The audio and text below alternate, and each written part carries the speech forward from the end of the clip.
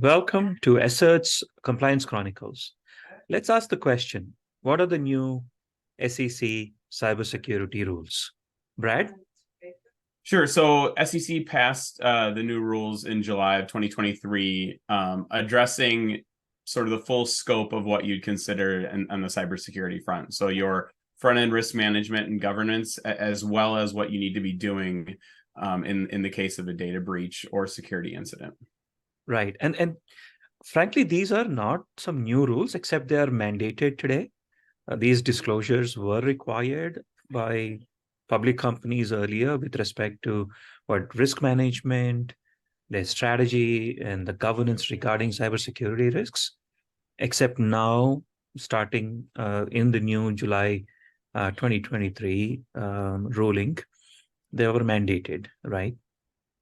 Yeah, so it's now something that's enforceable by the SEC, right? A lot of what they're requiring, especially on the risk management and sort of governance side, your sort of front end, right, are things that were really best practices beforehand. And depending on the industry that a company's in, they may have had a lot of this already, right? So risk assessment programs, auditors and consultants that they've had Right. advised on various things, policies and procedures to oversee their cyber and data protection, and then in Right. addition, governance and responsibility either at the board level or within the organization in terms of who is responsible for managing cyber and making sure that the policies, procedures, and all that are in place are actually enforced and actively used, right? So it's kind of like, a company needs to say, hey, we have business continuity Yep. programs, we have recovery plans in case of an incident, for example, or we actually have a cybersecurity risk register. Mm-hmm. We do consider cyber risk as part of our strategy and financial planning if we need to do capital allocations or something like that. So these need to be disclosed as part of your annual disclosures, right? And obviously, annual disclosures means they need to be audited disclosures, right? Yeah, you're really taking a lot of what you already have in place and then matching it up to what the SEC wants you to be disclosing annually and disclosing in your in filings and that. And so, there's a point at which you can sort of take what you have and cross check Right. against what they're expecting. And if you are missing pieces, you can certainly fill those in. But that's sort of the key element on the front side is really taking what you have and then reflecting it against what they are now requiring and listing, and then making sure that those are appropriately disclosed and filed to the SEC or relevant parties. Right. And there is a governance requirement as part of this also, right? Mhm. So you need to have somebody who is at the board level or the management level who is responsible for governance, cybersecurity governance. Yep, What would exactly. what would that entail?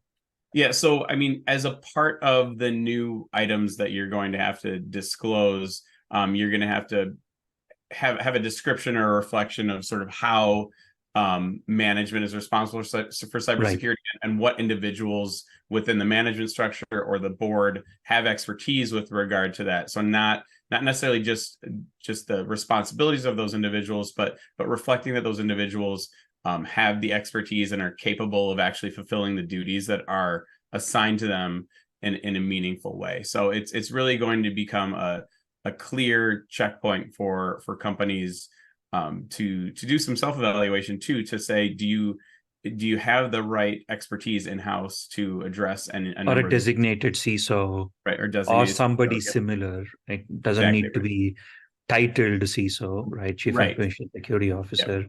It's Yep. somebody with those responsibilities, right?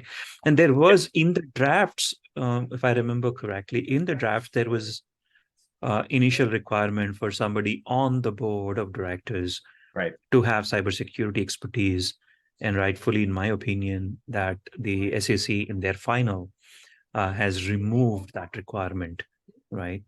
Yeah, they backed off some of the expertise required on the board side of things, which I think I think you're right, is appropriate. I think if the board has found someone within the organization that is sort of, for lack of the boots on the ground, right? The person Right. within the organization that knows what's happening day to day, and that person is sufficiently an expert, I would think that would be enough in most cases for most companies.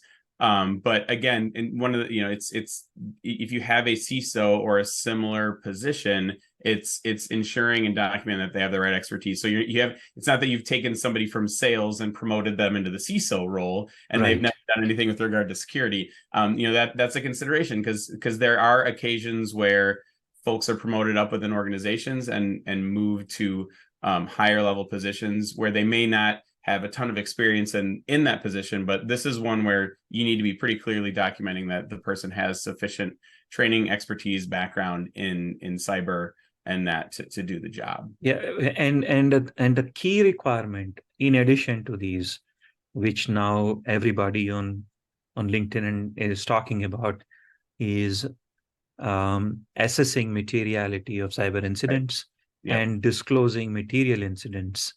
And this is an operational piece, right? This is not done before. Yep. Well, there was a requirement to do these before, but nobody actually actively did those.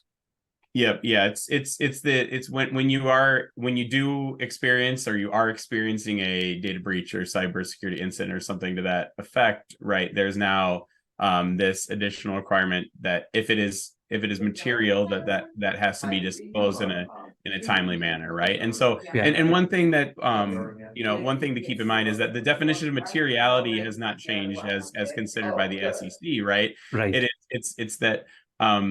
It's that now they are measuring the materiality of these cybersecurity incidents and requiring that within it. So the degree to which you have some way of measuring materiality already, now you just have a new item that you have to measure the materiality of. Exactly. And that is a misconception when I Mhm. hear a lot of people talk about this, and obviously with some of our customer interactions as well, that they think it is something new.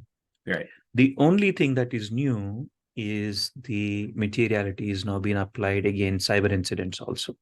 Right. The definition of materiality and what is material from the shareholder perspective on, as they call it, what's the terminology they use? Normal investor? Yeah. A common investor, average investor, or something like that. Yeah, exactly right. Yeah. So that's another new requirement. So kind of boils down to kind of three requirements. One is about